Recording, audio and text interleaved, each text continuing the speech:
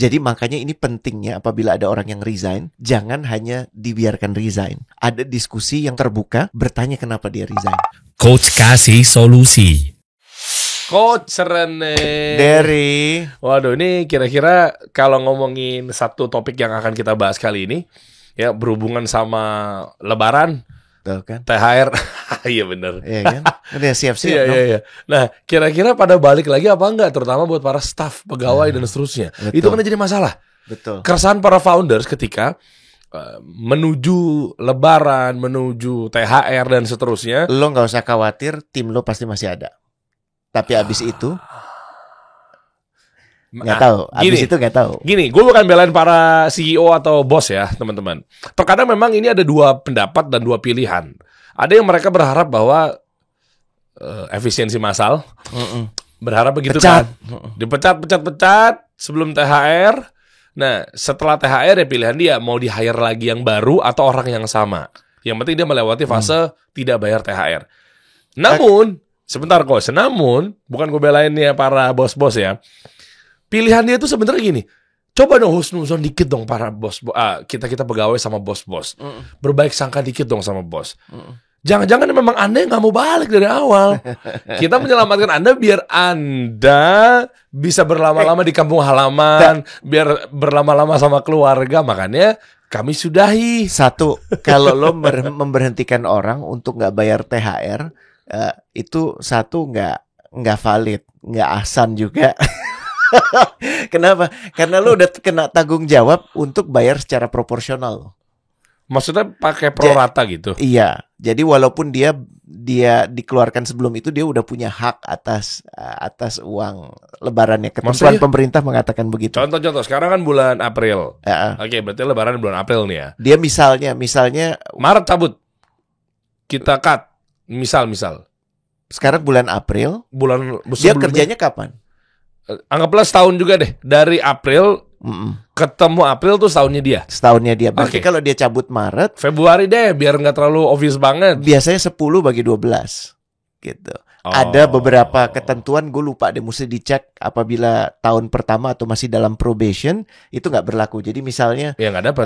dia kan misalnya lo tadi bilang mulai Februari kan biasanya sebelum diangkat jadi karyawan tetap, Februari, Maret, April, Mei, itu dia dihitungnya baru dari Mei jadi der. Bukan dari mulai dia hari pertama kerja, tapi hari pertama dia sebagai karyawan tetap. Mei. Ya, dan lu sendiri paham kan pendapat gue tentang karyawan tetap nggak sepenting-penting itu juga ya. Tapi sekedar untuk melengkapi diskusi kita, Oke. bahwa kalau ada angle itu hati-hati, lu bisa dipermasalahkan. Oh iya. Lu bisa dipermasalahkan. Lu nggak mau bayar itu, si karyawan lu punya hak untuk nuntut lu. Jadi tetap bayar cuma prorata. Prorata. Jadi misalnya 10 bagi berarti 12 kali gaji. Yes. Oh. Gitu kurang lebih. Ya, Di beberapa perusahaan bahkan yang moncer banget gitu ya, yang namanya THR-nya 2 kali. Jadi satu gitu? Lebaran, satu Natal. Walaupun lo nggak ikut Natal, lo tetap dapat. Lo nggak ikut Lebaran, lo tetap dapat. Karena ini 2 hari libur besar. Ingat nggak Coach dulu aduh boleh sebut Pak nama Willy nggak ya? Saelan, Emang 2 dapat dia? Unilever itu memberikan itu. Seingat gue ya, kalau masih berlaku sampai sekarang. Bukan, setahu gue perusahaan gue waktu media yang kemarin yang gue kerja di situ, itu sesuai dengan agamanya. Jadi misalnya dia orang Kristen atau Iya, Katolik, dia dapatnya pas Lebaran, Natal. Pas Natal. Nah kita Muslim dapatnya pas Lebaran. Ini dua-duanya. Oh ya? Dua-duanya. Jadi 14 kali. Oh, nah makanya waktu itu kalau cerita dikit ya mengenai perusahaan gue yang dulu, ada salah satu penyiar yang agar mendapatkan, wah ini nggak berguna banget sih, nggak berguna banget gue. Gue kayak tahu deh lo mau ngomong apa deh. Gue kayak tahu siapa deh. jangan disebut. Dia giliran Lebaran, dia ngaku Muslim sama HRD apa segala macam kan. Memang dia aslinya Muslim. Dia orang aslinya Muslim. Iya. Terus pas mau menuju ke tanggal 25 Desember, Sebut nggak ya? jangan dong. Ini kan masalah. Gak boleh. Masalah pilihan dan spiritualisme kan, privasi. Akhirnya dia ngakunya, saya sudah jadi Kristen sekarang biar dapetin. Ini orang gak berguna. Nanti dia jadi mualaf lagi gitu. Terus habis itu jadi mualaf lagi. Maksudnya dia bisa pergi ke masjid kan, minta dana mualaf kan. Tapi gini, ini emang banyak banget loh Der. Kalau mau Lebaran, dan ini obrolan kita kali ini buat pengusaha dan buat karyawan, Ya. untuk tahu bahwa ada kecenderungan fenomena ini bahwa menjelang Ramadan biasanya udah banyak orang yang ambil ancang-ancang untuk quit. Nah, Untuk quit, kenapa? oke. Karena mereka tentunya alasan yang paling gampang adalah nunggu THR cair, betul nggak?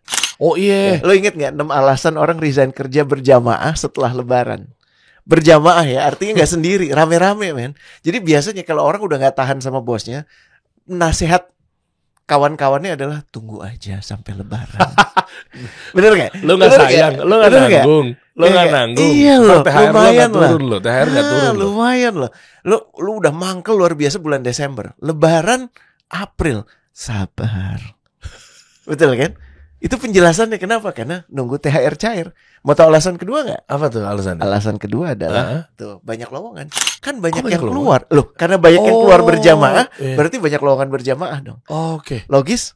logis. Tapi gini coach, ya ini logis, setuju. Logis. Tapi untuk masalah salary, apakah ketika kita ngelamar itu adalah salarynya kita lebih tinggi? Kita belum ngomong ya. Tapi kan kalau punya masalah salary, kita udah pernah bahas panjang lebar waktu itu, bahkan bikin kelas. Apa mau dibikin kelas tambahan lagi? Mantap. Pembahasan Mantap. gaji. Ya, Tapi kan ya. gini, ini bukan, kita nggak spesifik bicara soal salary-nya bagaimana, tapi lazimnya kalau lo udah punya standar gaji tertentu, lo kalau kerja di perusahaan lain maunya lebih tinggi sama atau lebih rendah? Oh, lebih tinggi. Selalu. Lebih tinggi. Apakah lo akan mendapatkan itu? Wallahu alam. Proses negosiasi lo, Oke. proses lo dibutuhkannya seperti apa, ya kan? Aduh, gue pengen lo mulai, tapi gue pengen mulai sekarang. Gue nggak mau nunggu sampai bulan depan, lo mulai sekarang. Ya boleh nggak? Kira-kira pertimbangkan gue untuk gaji lebih tinggi? Ya boleh. Gitu. Atau sebaliknya, kemendesakan lo udah 3 bulan ternyata lo pikir gampang dapat kerja habis Lebaran, ternyata nggak gampang-gampang amat.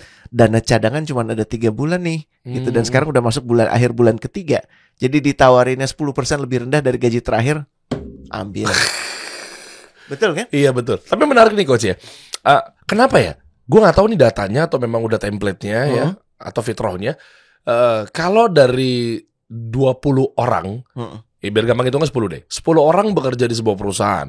Kenapa 8-nya itu selalu nggak betah ya? Ini sebenarnya kita harus bahas di pembahasan berbeda ya. Maksudnya gini, ya nggak mesti, nggak semua. Cuma rata-rata atau bahasa simpelnya mayoritas. Dengan kata mayoritas itu, orang tuh kayak seakan-akan apa mungkin gara-gara bosan, apa mungkin gara-gara pengen suasana baru, ya apa mungkin gara-gara semakin dekat, semakin safar bersama bos, semakin ketemu kan semakin jengkel ya. Ikan ini Itu fakta yang kenapa menarik. Lo bilang kan Pareto ya berarti ya. Dari 10 orang, 8 tuh ngerasa this is not it gitu. Iya, Gue nggak terpacu, ngapain sih gue di sini dan seterusnya. Kenapa ya? Jawaban gampangnya adalah gini. Karena banyak perusahaan semata cukup jadi perusahaan rata-rata. Loh, Pak, paham ya? Ya semuanya kan ketika dia pindah, dia akan ketemu hal yang itu juga. Iya, Capek betul. hidupnya. Karena dari 10 perusahaan, 8 perusahaan merasa cukup untuk jadi perusahaan rata-rata. Oh. 8 perusahaan merasa ya udah kita cari orang buat kita bayar. 8 perusahaan merasa nggak perlu yang namanya misi. Gue bikin perusahaan ini supaya cuan, supaya duit gue naik. Oke. 8 perusahaan nggak punya apresiasi soal yang namanya kultur. Nah, ya tapi apakah semua gitu? Enggak. Cuman ini memang mirroring apa yang terjadi dari karyawannya. 8 dari 10 itu juga terjadi di perusahaannya. 8 dari 10 perusahaan. Oh gitu. Terjadi. Kenapa? Karena banyak perusahaan yang nggak penting ngelihat itu semua. Kan ini cuma buat nyari duit. Oke. Gambaran yang namanya perusahaan itu cuma buat cari duit. Oke. Makanya kemudian lo akan mempekerjakan orang-orang yang hanya Iya, cari duit. Betul. Dan- Makanya impactnya dan jadinya dia dapetnya apa lagi? bener. Dan biasanya Selain apa ya? Selain hati ke hati, selain loyalis dan seterusnya ya udah gitu. dan Bosan malah. yang dua itu kenapa mereka bisa berbeda dengan yang 8? Karena belum 3 bulan, bener nggak? Ujung-ujungnya sama Bener aja. nggak? Kan biasanya lo kalau efek nggak punya duit, bro. Pada saat lo udah mulai kerja, bulan pertama tuh gimana? Yes. Atau yang alhamdulillah gitu kan. Bulan kedua ya, nggak sehebat bulan pertama, Oke. ya kan. Bulan ketiga udah bagus lah. Bulan keempat mestinya gue dapat lebih. Bener banget. Bener nggak? Kenapa? Nah ini potretnya ya. Oke. Nomor 1, gue sekarang nggak mau bicara perusahaan dulu ya, Der. Ya, Perusahaan ya. kalau mau bahas perusahaan berikutnya kali buat benefit orang-orang yang mau cari pekerjaan baru, lu jangan sembarangan cari pekerjaan baru dong. Lu cari pekerjaan baru yang memungkinkan lu kayak dapet jodoh gitu, ngerti nggak? Dapet jodoh ideal. Iya. Lu harus paham cari perusahaan kayak gimana, sebagaimana lu juga mengkritisi calon pacar lo, calon pasangan lo, istri, betul nggak? Iya. Iya nggak? Iya. Nah, jadi ini sekarang bukan buat perusahaan, tapi buat individu dulu. Loh, tapi kan ini salahnya perusahaan dong kalau memang ternyata tadi gue cermatin lo bilang begitu, Coach. Betul, Iya tapi dong. kan gini, dengan lo ada di perusahaan itu bukan berarti nggak ada lagi yang bisa lo lakukan. Akan sangat mudah lo nyalain perusahaannya. Ini gara-gara perusahaan, termasuk yang Coach ini bilang 8 dari 10. Tapi daripada gitu, kenapa kita nggak bahas sekarang lo masuk yang 2 dari yang 10? Nah, Paham boleh ya? tuh. Jadi Iya, lo iya, yang iya. akan mencoba membenahi perusahaan itu. Syukur-syukur lo dilihat sebagai faktor yang sangat positif di perusahaan itu. Akhirnya paling nggak lo diangkat jadi HR manager. Syukur-syukur jadi director.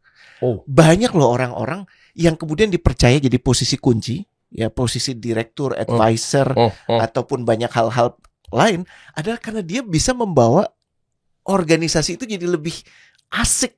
Oh, artinya perusahaan juga nggak tidur ketika lo perform, Nggak tidur. ketika lo bagus dan Betul. seterusnya. Jadi lo akan dapat apresiasi lebih. Betul. Jadi jangan gaji, mikirin me, myself, and I, tapi memang harus diawali dari me, myself, and I. Oh, Paham ya? Oke. Ya. Lo nggak akan bisa berguna buat lingkungan lo kalau lo sendiri belum punya clarity yang baik tentang diri lo. Nah, kebanyakan orang yang 8 dari 10 statistiknya dari tadi itu nggak punya self clarity.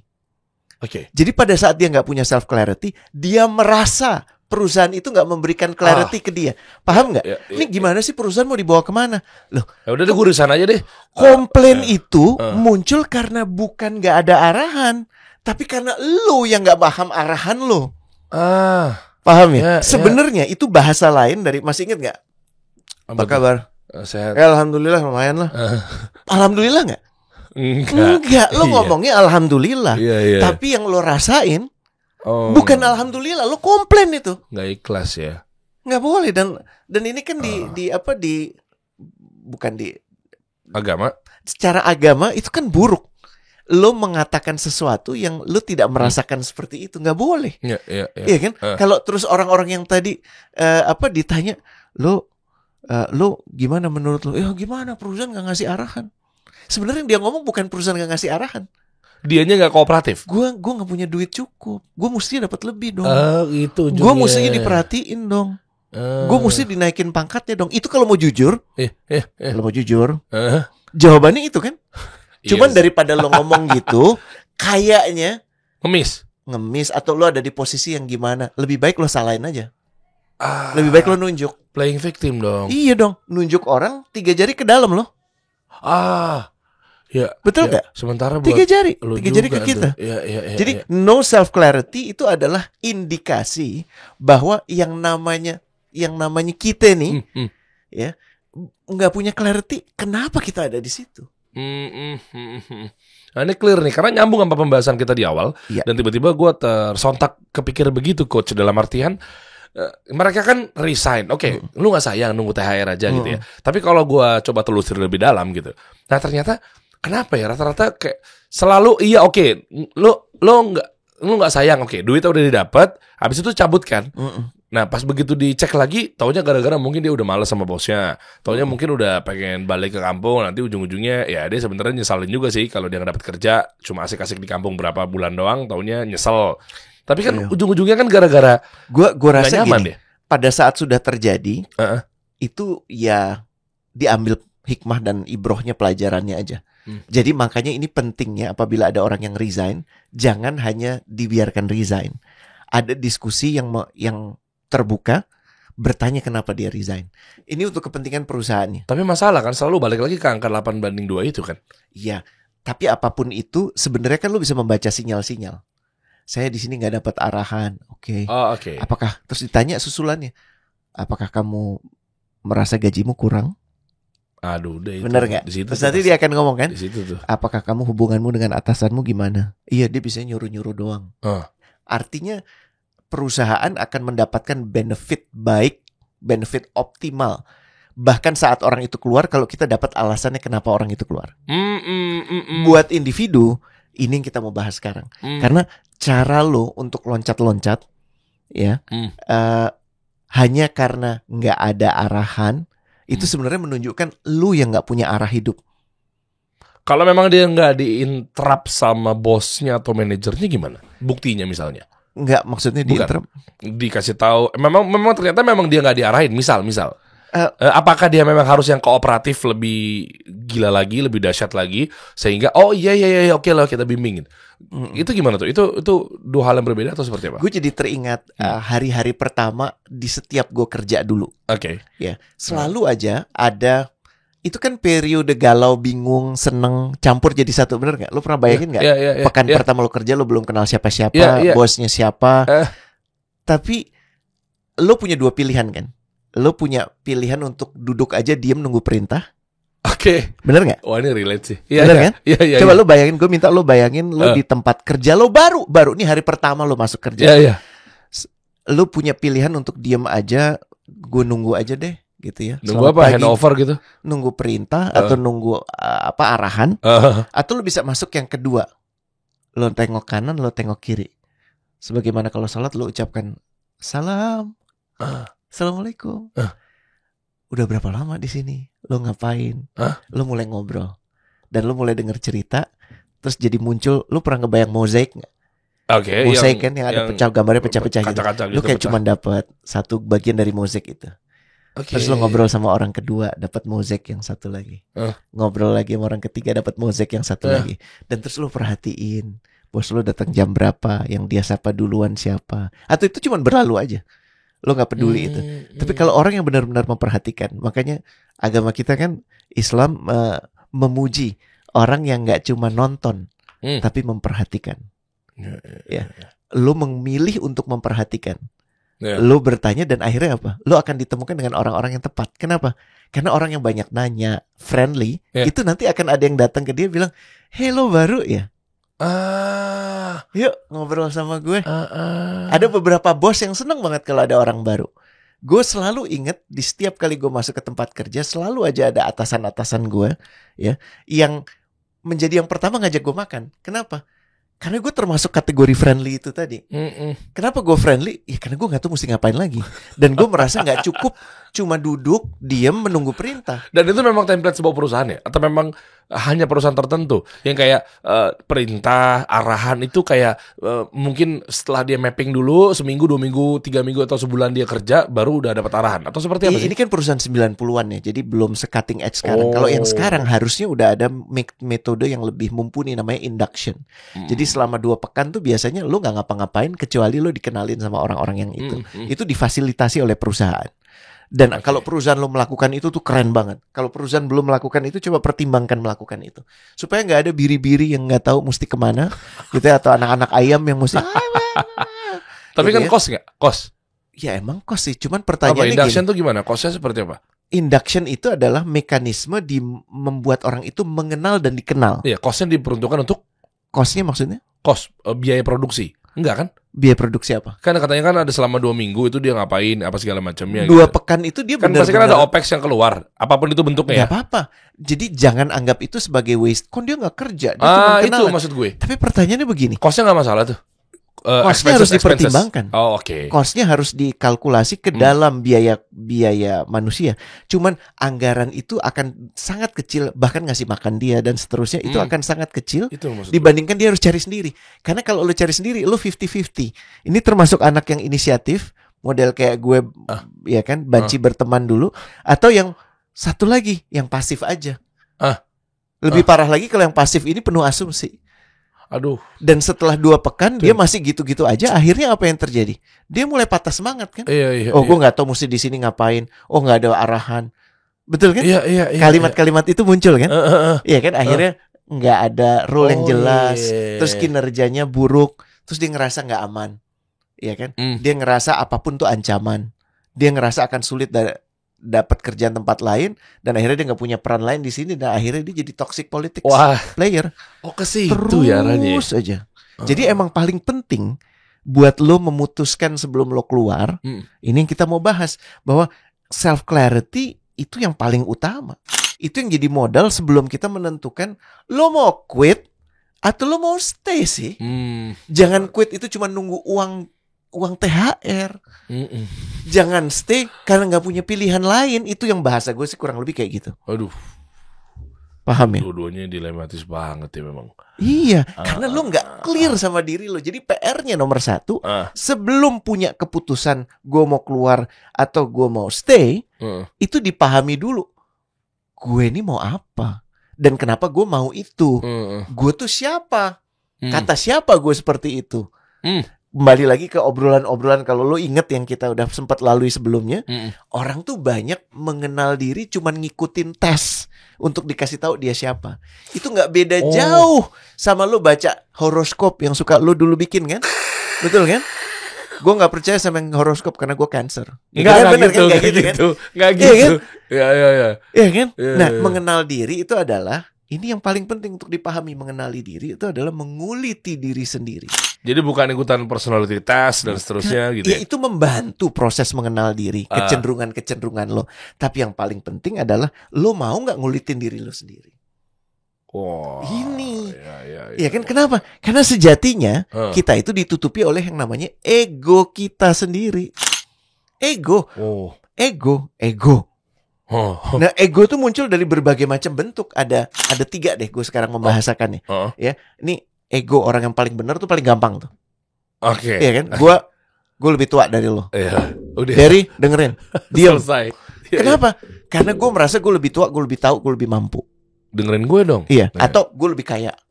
Atau gue lebih terkenal. Paham ya? Jadi pada saat ngelihat orang yang dicek ukurannya mana nih? Dia lebih terkenal atau enggak dari gue? Oh, dia followernya 1 juta. Gue 100.000 ya. Dia berhak pakai ego paling benar. Gue akhirnya milih ego paling sengsara. Tahu ya ego paling sengsara? Ya apalah artinya aku followerku cuma 100.000. Dia 1 juta. Dia lupa ada yang followernya nggak ada.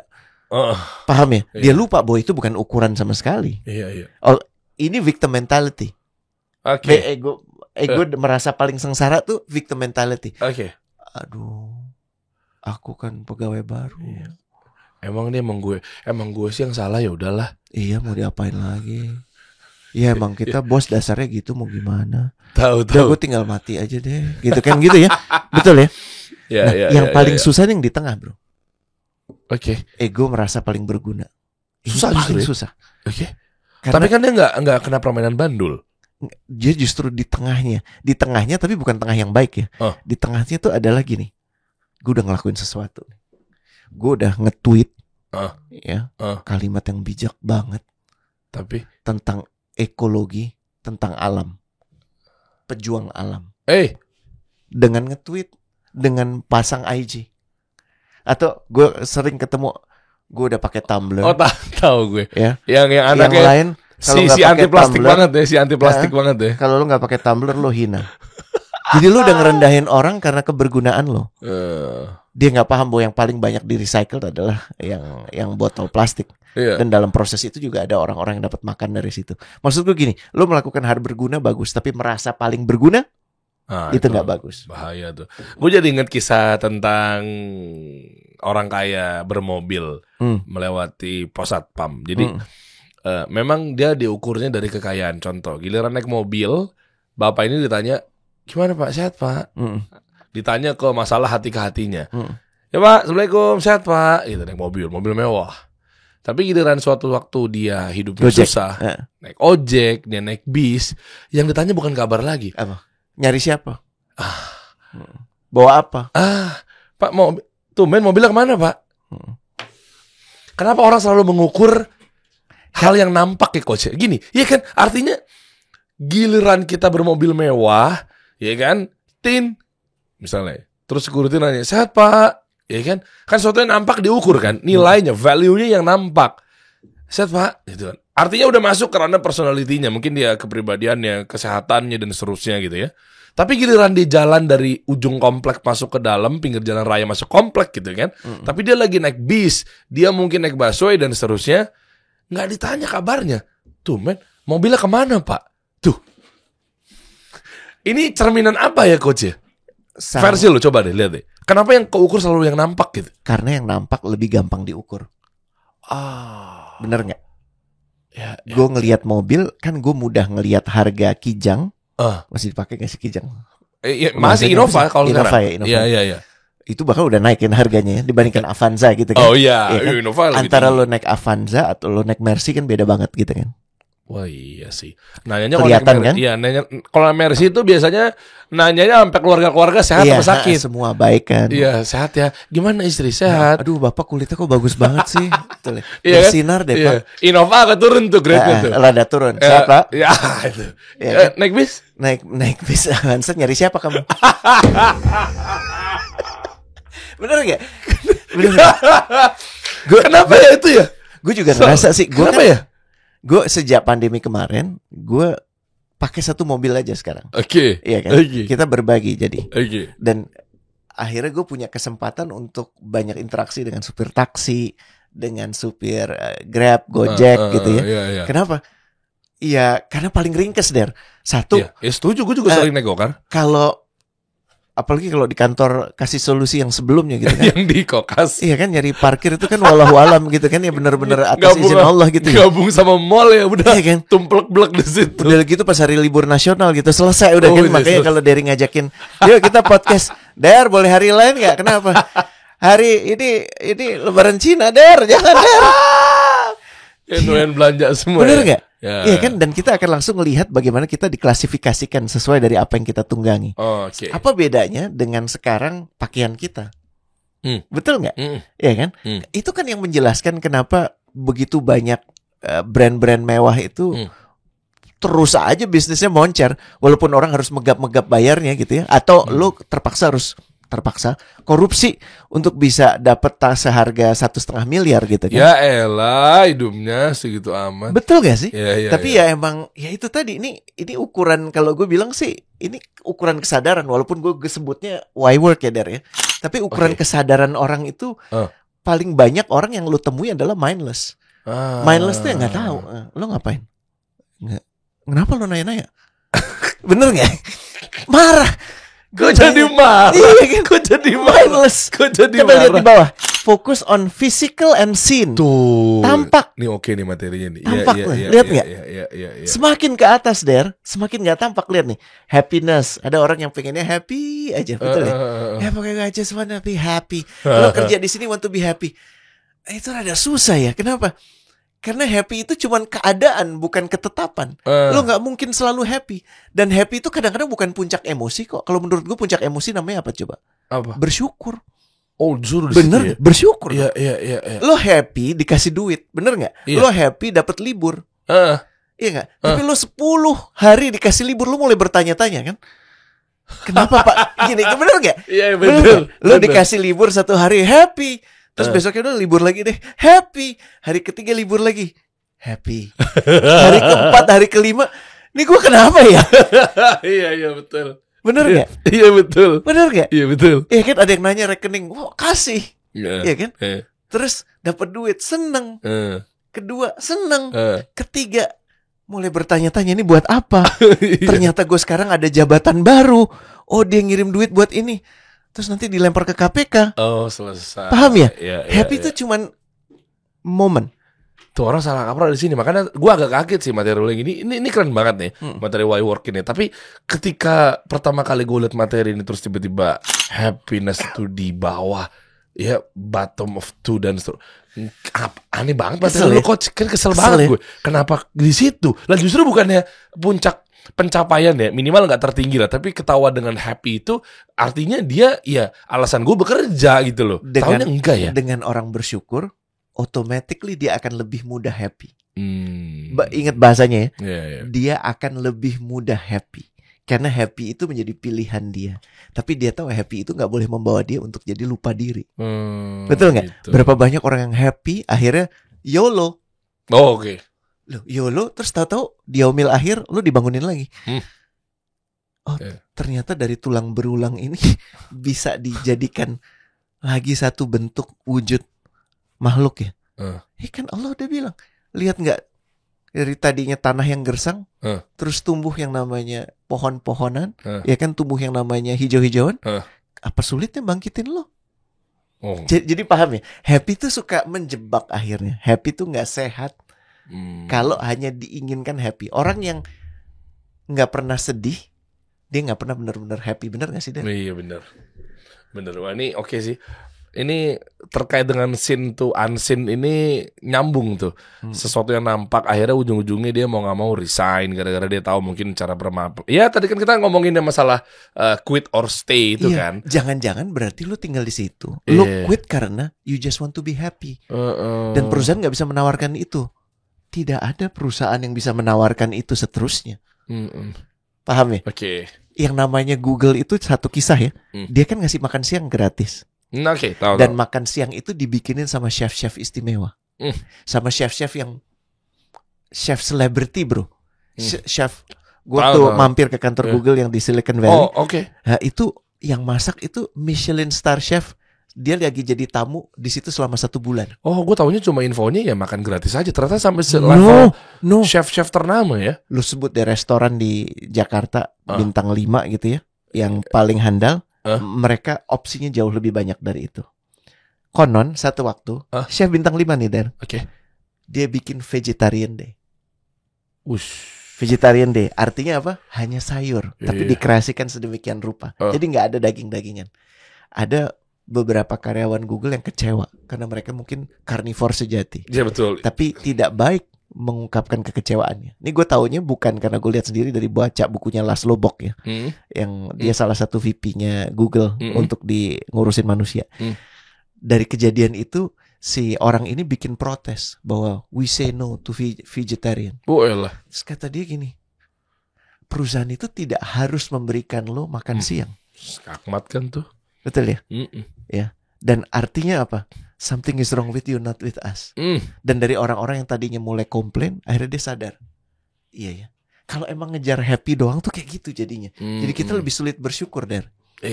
Benar gak? Iya. Acceptance, acknowledgement, ini mudah dilihat kan? Prestige apalagi. Kelihatan kan? Kelihatan kan? Iya. Lihatlah saya dari brand yang saya pakai, dari mobil yang saya pakai. Iya kan? Dari Forerunner. Mungkin saya anggota DPR, jadi harus ada forerunnernya gitu kan. Asik. Ya kan, buka jalan kemana-mana. Terus satu nomor dibagi di 5 mobil gitu kan. Betul kan? Gue tahu. Bener gak? Iya, gue tahu. Kenapa? Saya berhak, saya wakil Anda. Paham arti wakil gak sih? Itu bahasa Arab loh. Dan itu berat loh. Oke. Wakil itu bahasa Arab dan itu berat sekali. Artinya dia merepresentasikan kepentingan orang-orang di belakang dia. Sorry ya, jangan-jangan yang diselak itu orang yang mewakilkan kepentingannya lewat dia. Jadi udah otomatis dia melanggar itu. Karena melanggar hak orang itu. Kan yang boleh itu cuma presiden. Ya, yang pakai forerunner itu tamu negara. Anggota DPR? Enggak ada. Menteri? Enggak. Coba lihat aturannya. Oh ya? Yes. Sekarang wik. Itu. Wow, apalagi kemarin lagi viral tuh.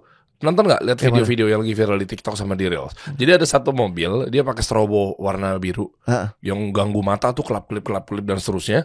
Sebenarnya bukan faktor ganggunya sih, ganggunya juga sebenarnya udah kelar juga tuh. Sempat ada orang yang risih, kasihan matanya sakit tapi segala macam. Dia cuma buat tadi nyelak-nyelak motong-motong jalan. Akhirnya ketemu sama orang, emang apes tuh orang tuh, ya udah qadarullah gitu ya. Disalib, diberhentiin, divideoin. Nih gue gak demen nih. Ini nih kayak gini-gini nih. Maksud lo apa pakai lampu-lampu begini? Nih gue gak demen nih. Lo ngerasa paling gimana lo? Divideoin. Terus dia jawabnya, udah blunder. Jawabnya gini, ya biar saya gak kena macet. Berarti lo biarkan orang-orang yang lainnya kena macet. Lo gak. Ego banget kan. Itu skakmat gue nontonnya. Kayak kalau boleh gitu kan. Jawabnya enak banget. Ya kan biar saya gak kena macet. Ya terus yang lainnya dia boleh kena macet gitu. Menurut gue emang kewarasan kita nih harus terus diangkat ya. Karena ini kesadaran itu equal kewarasan. Makanya kalau Derry nanya gue kan, gue jawabnya apa? Waras, Der, gitu kan. Insya Allah kita diberi kewarasan. Lo tahu juga yang cerita, ngomong-ngomong lo jadi cerita itu jadi melengseng sedikit ya. Meleset sedikit. Ada satu orang yang komplain jalan di Lampung kagak diperbaiki, buruk banget. Dengar nggak? Tahu. Iya, dia sekarang lagi tinggal di Australia, terus dia dituntut, men. Karena memberitakan itu katanya hoax, tapi ada videonya. Oh iya, benar. Dan emang aneh ya, gitu. Sekarang tuh jangan-jangan orang karena prestisnya jadi merasa gue hebat. Padahal yang namanya wakil, yang namanya aparat itu kan semua yang menempel di lo itu titipan supaya lo membuat orang lain lebih ringan. Iya. Hidupnya, tugasnya. Iya wakil. Iya, itu wakil. Iya. Iya kan? Masih ingat Sayyidina Umar yang waktu dia ke Yerusalem cuma pakai satu ontak ganti-gantian, bro. Ganti-gantian. Masya Allah. Bener nggak? Terus pas dia sampai di sana, yang dikira Umar yang naik, yang di atas padahal dia yang lagi jalan. Itu kan beda banget ya. Iya, beda banget kan dengan kualitas kita sekarang. Iya kan? Dan semakin tinggi semakin tidak tampak, Der. Jadi pertanyaannya, kalau lo mau quit or stay, yang tadi itu dulu dibenerin. Jangan lo quit hanya karena urusan happy, urusan duit, urusan prestis. Aduh, udah susah lah. Aduh, susah. Itu nyesalnya ntar tuh berasa banget tuh. Ntar minta kerja lagi, yang gitu-gitu. Dan biasa susah. Kenapa? Karena yang ada di depan lo aja lo gak jalankan sepenuh hati. Oke. Betul gak? Dan CV juga rusak tuh. Kok kenapa baru 6 bulan? Kenapa baru setahun cabut? Kenapa baru 2 tahun cabut? Bingung gak jawabannya? Iya, makanya quit or stay jawaban gue nomor 1. Lo paham, belief lo kerja di organisasi itu apa. Dan pilihannya cuma 2. Lo jadi missionary, menjalankan misi, atau lo jadi mercenary, itu di bawahnya. Maksud gue gini, kalau lo mau jadi mercenary, lo tau mercenary ya, tentara bayaran. Ya udah jadi mercenary aja, nggak usah banci, nggak usah minta arahan, nggak usah karena nggak ada arahan gue keluar. Enggak, lo emang mercenary, lo cuma cari duit. Gue nggak dapet duit di sini, gue cari duit di sana. Gue lebih respect yang jawabannya kayak gitu. Ketimbang bilang gue nggak dapet arahan di sini. Ngerti nggak? Gue nggak dapet kesempatan. Kecuali emang benar ya. Tapi sering kali gue dapati itu nggak benar. Enggak sih, enggak. Yang 8 dan 2 itu tadi. Enggak sih. Ya mereka kamuflase dan seterusnya, akuin aja bahwa ternyata gara-gara uang, gaji. Tapi sementara mungkin performa dia juga nggak yang gacor-gacor amat. Tapi yang disalahinnya itunya gitu loh. Gue tahu menjadi missionary itu sulit. Tapi menurut gue lo lebih baik punya clarity lo di sini ini mercenary daripada lo di tengah. Di tengah nggak ada kan, kosong. Itu lo mengisi ruang kosong nggak jelas gitu. Paham kan? Kesel ya. Kesel ya. Itu 1 ya. Jadi nomor 1 lo clear. Lo mau jadi missionary atau lo mau jadi mercenary. Masih ingat kan yang soal kita bahas soal apa, career triangle? Nah, ya kan? Ada, lo mesti milih, bro. Yang di tengah itu namanya job satisfaction, compensation, sama way of life. Kepuasan kerja, kompensasi, sama gaya hidup. Ada orang yang saya gaya hidupnya ingin meluangkan waktu sebanyak-banyaknya dengan keluarga saya. Oke, fine. Jangan komplain duit lo susah. Paham ya? Jangan komplain lo seret. Kenapa lo tenggo? Jam 5 pulang. Salah nggak? Enggak. Ya lo mesti cari perusahaan yang mengedepankan itu. Cuman kalau dibandingkan dengan orang yang mati-matian, paham bahwa gue dalam waktu 3 bulan ke depan kasih solusi ini pindah tempat. Jadi artinya ada alokasi dana besar yang harus dialokasikan untuk pindah tempat. Kita harus dapat duit lebih banyak. Ayo kita kerjakan sama-sama. Paham ya? Kan arahannya adalah for now we need to pay back. Kita butuh untuk mengembalikan uang yang kita keluarkan. Jadi mode-nya orang-orang dikasih solusi harusnya adanya di mana? Di cangkul dong. Kerja. Iya kan? Berstrategi. Cuma kalau dibalikin lagi, kan kita memang sesuainya sampai jam 5 sore, Pak. Saya pulang jam 5 gitu. Iya, artinya lo tidak selaras dengan kebutuhan organisasi saat itu. Meskipun bukan Romusa juga sih. Iya kan, nggak mau. Maksud gue semua. Nah, kayak yang berikutnya nanti kita ngomong namanya respect. Paham ya? Kalau respect itu adalah you give respect, you get respect. Tapi kembali lagi ke sini, lo mesti punya clarity. Kalau gue ada di sini, itu yang gue mau pentingkan itu apa ya saat ini? Job satisfaction. Ini semua balance saja. Cuman kan nggak mungkin lo duit terus, nggak mungkin kan? Ada satu periode gue benar-benar kayak awal tahun kemarin gue kayak udah kayak ini sih, kayak apa? Kayak pramugara gitu kan? Karena diundang keluar kota dan segala macam. Ya alhamdulillah. Iya kan?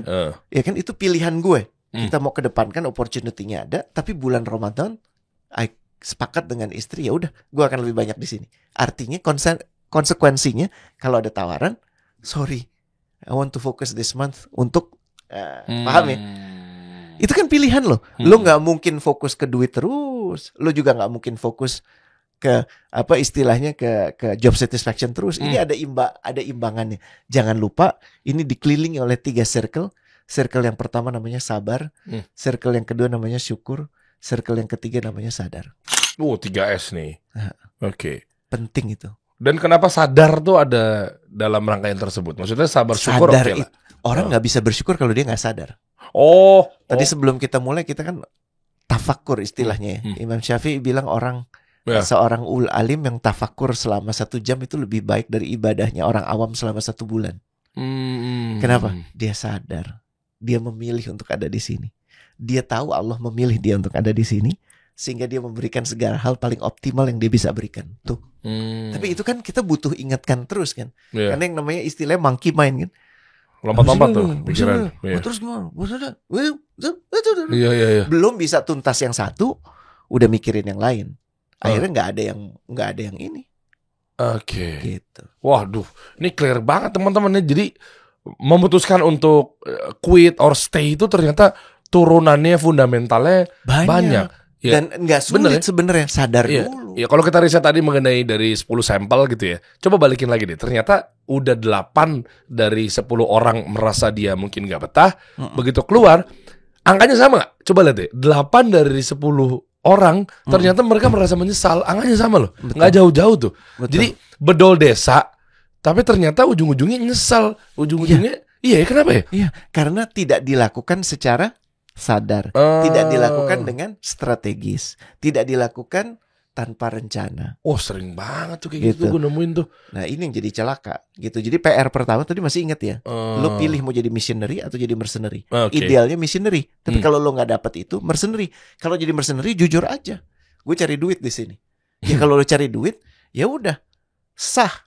Tapi nggak usah excuse-nya A B C D E. Iya benar. Paham ya? Kedua respect, dan yang ketiga adalah lo quit kalau lo udah nggak nambahin sesuatu, lo nggak bikin sesuatu, lo nggak melakukan sesuatu. Ya udah, lo cuman di situ sebenarnya pelengkap penderita. Cuman karena lo anak ke siapa, lo nggak berani dipecat. Makanya model kayak bos yang tadi, udah kamu istirahat 10 hari ya. Terus pas lo masuk, terima kasih, udah kamu istirahat lagi ya. Terus sebenarnya kan cara bos untuk menyingkirkan lo supaya lo tahu diri gitu kan. Karena dia mungkin anaknya seseorang. Iya. Terus gue mencat anak orang, ya kan ntar gue tambah susah. Bapaknya bikin gue susah, lebih tepatnya gitu kan. Itu ada di perusahaan mana ya? Nggak, rata-rata maksudnya family. Bukan. Buat edukasi family, multinational company atau yang mana ya? Biasanya. Titipan-titipan seperti itu. Keluarga ya? Sejujurnya bisa terjadi di mana-mana.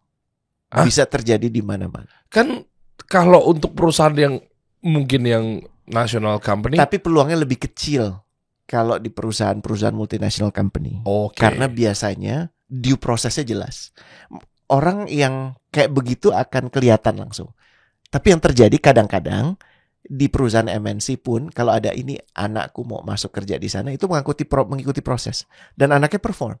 Jadi nggak kelihatan, dia kayak karyawan lain aja. Cuman bedanya memang dia direkomendasikan oleh keluarga yang kebetulan keluarga influential. Cuman dia bawa diri dia di situ baik. Kalau untuk yang di family? Kalau untuk yang di perusahaan family, it goes without saying. Family, keluarga yang ada di situ, biasanya punya standar yang lebih tinggi. Jadi karena lu keluarga, ini justru apes sih biasanya. Kenapa? Karena lo keluarga, lo harus perform lebih dibandingkan yang lain. Oh iya? Iya dong. Atau emang katro banget. Iya bagus dong berarti. Iya bagus. Di sisi lain buruknya adalah karena lo keluarga lo boleh ngapain aja. Itu ada juga. Ada ya. Ada yang karena lo terlahir jadi orang kaya dan lo harus kerja, kenapa? Itu penting buat prestis lo gitu. Itu juga ada. Iya kan? Dibanding lo orang kaya punya banyak duit di bank, kan lo gak mungkin nunjukin bank account ya kan? Tapi kalau lo nunjukin direktur kan enak. Mantap. Betul kan? Iya. Walaupun itu perusahaan papa. Lu ketawa kenceng banget. Ya kan? Nyebut. Kalau di BUMN lebih baik gue gak berkomentar. Kenapa coach? Gak apa-apa, jangan dong. Kenapa? Jangan, kan sekarang lagi diperbaiki, kita kasih kesempatan untuk diperbaiki. Dan juga banyak yang mempekerjakan gue dari BUMN. Subjektif loh. Kelihatan jujur banget. Aduh, maaf ya Pak Erik. Ya Allah, kita undang aja Pak Erik gimana? Boleh, mau dong. Iya kan? Kali-kali gue bingung tuh orang. Kenapa? Gue kasihan banyak banget yang dikerjain loh. BUMN tuh banyak banget. Sebentar, jadi ketua sebentar. PSSI. Enggak, sebentar. Ini gue lagi Gue respect banget. nggak bisa bedain nih. Bentar. Lu lagi bluffing? Enggak. Atau lagi apa nih? Gue kagum. Gue ngerasa punya begini. Meja ini luas ya. Tapi mejanya Pak Erick tuh luas banget sih menurut. Karena semua di ini ya. Iya, Itu berarti bukti bahwa pengen ngebenahin negara kita. Dia missionary, man. Mission. Dia menurut gue dia punya misi untuk republik ini gitu kan. Kalau ketawa sih. Pak Erick dari ketawa, Pak. Bentar. Bentar. Gue jadi serius muka. Enggak. Bentar. Dari ketawa. Bentar. Muka gue serius. By the way, Menpora kita baru ya? Iya. Yang paling muda Lo tuh. ajak dong. Iya, Menpora kan Dito kan. Pak Dito, sorry. Iya kan 32 tahun tuh, keren. Panggilnya Dito aja, gak usah pakai Pak. Dia lebih seneng juga kali. Iya, bagus ya, maksudnya sekarang udah mulai bebenah anak-anak muda jadi lebih tampil dan seterusnya gitu kan. Kenapa sih? Ini ada resiko. Maksudnya? Dia tuh ada secara terbuka. Abangnya pernah duduk di podcast Aryo. Gue secara terbuka ya, gue berkomentar ini. Gue nggak setuju langkah Pak Erick soal direktur milenial BUMN. Loh, ini kan kalau kita nggak dari anak-anak muda, makanya tunggu dulu. Anak-anak muda tuh kan punya gagasan yang kadang suka liar. Gue jelasin dulu. Kalau ke Pak Erick, gue cuman bilang bahwa yang dirayakan bukan kemudaannya, karena kemudaan ngaco juga ada. Oke. Yang tua ngaco juga banyak. Banyak, tapi kan nggak dirayakan. Ya kan? Direktur tua gitu nggak dirayakan kan? Enggak. Iya kan? Ya udah direktur aja. Direktur berkiprah tuh lebih keren. Mau dia tua, mau dia muda. Demikian juga dengan menteri. Mudanya dia itu nggak perlu jadi masalah menurut gue, karena kemudaan membawa kebaruan, membawa kesegaran, membawa energi. Bagus. Tapi ekspektasinya tinggi. Karena belum dan pengalaman. Harus dipenuhi. Enggak, ekspektasi terhadap posisi menteri itu kan tinggi, bukan terhadap Dito-nya, tapi terhadap posisi menterinya. Bahwa dengan segala macam problem kita, carut marut kita, ada yang diharapkan dari posisi itu. So artinya perlu bisa di-deliver. Itu yang gue maksud gue. Jadi memang kemudaan itu disyukuri, bukan dirayakan. Ya mungkin aja gara-gara Dito masuk kan, Pak Dito ini kan bisa mengembalikan kita bisa agar tampil ke Piala Dunia, kita nggak tahu kan. Menurut gue ukurannya jangan se-ekstrim itu. Dia punya kan 1 tahun kurang, men. 1,5 lah. Oktober kan nanti pergantian. Februari Pilpres. Transisi itu berarti sekitar bulan September, Oktober. Jadi cuman punya relatively 1 tahun lebih dikit. Tipis waktunya. Terus lo minta dia untuk bawa kita ke Piala Dunia. Nggak make sense. Yang penting apa? Menurut gue harus dibenahi institusi kementeriannya. Satu itu, dan Kalau kedua Pak Dito bisa membenahi itu, institusinya jadi lebih sehat, institusinya jadi lebih bersih, institusinya jadi lebih amanah, itu udah pencapaian. Oke. Tapi biasanya kalau menteri baru atau segala macamnya, para jajarannya tuh rombak semua nggak ya? Quit or stay nggak ya di dalam? Nggak efektif kalau semuanya diganti, karena kan memang ada pejabat yang mengikuti dari masa ke masa, dan butuh juga orang-orang itu untuk ada di sana gitu. Jadi dia berhak membawa orang-orangnya, tapi orang-orangnya harusnya bekerja bukan di struktur, tapi mempercepat struktur. Masya Allah. Kayak dulu Pak Anies punya namanya TGUPP, percepatan. Itu efektif sekali. Jadi dia nggak tampak, nggak boleh tampak. Ya kan, kalau tim yang percepatan ini seneng tampil, ya udah rusak. Nanti Pak Dito punya banyak orang yang menyuarakan dirinya, dan nggak boleh seperti itu. Itu. Dan last point ya bro, sebelum soal pindah nih, trust ya. Dan ini yang paling menurut gue mestinya di nomor 1, tapi gue taruh di akhir supaya jadi pertimbangan kita lebih matang. Kita percaya nggak sih sama perusahaan itu? Karena banyak orang yang bekerja nggak punya trust loh. Ya artinya cuma jadi dibayar doang. Duit ya ujung-ujungnya. Iya gitu. Nah kalau ini bisa dijawab keren, dan menurut gue next kita bisa bahas kalau gitu gimana kita milih tempat bekerja. Ini udah kebetulan keluar nih. Terus lo mesti cari spot tempat kerja yang kira-kira pas buat lo, dengan lo udah membenahi diri lo itu tadi, kesadaran lo, misi lo, yang kayak gimana. Dan ujung-ujungnya betul, boleh deh. Dan gimana caranya bikin milih perusahaan yang perusahaan juga percaya sama lo, dan lo juga akan mudah percaya sama perusahaan. Exactly, gitu ya? It goes both way. Oh iya, boleh deh next week. Ya. Tapi sebelumnya komen dong di bawah dong teman-teman. Ya sembari mungkin besok Lu sembari termasuk kita baca lu termasuk yang keluar yang mau quit, dan kenapa lu quit nanti kita juga bisa bahas. Ya. Atau lu masuk yang stay, lu kasih alasannya kenapa stay, tapi dengerin dulu ya podcast ini sampai khatam, sampai selesai. Betul. Supaya bisa dapat gambaran yang kita maksud di sini fundamental yang tadi Derry bilang apa. Ya lu punya kesadaran gak dalam mengambil keputusan ini. Dan artinya kami gak terima kalau jawabannya cuman ya THR-nya udah dapat. Itu gak cukup. Itu gak cukup.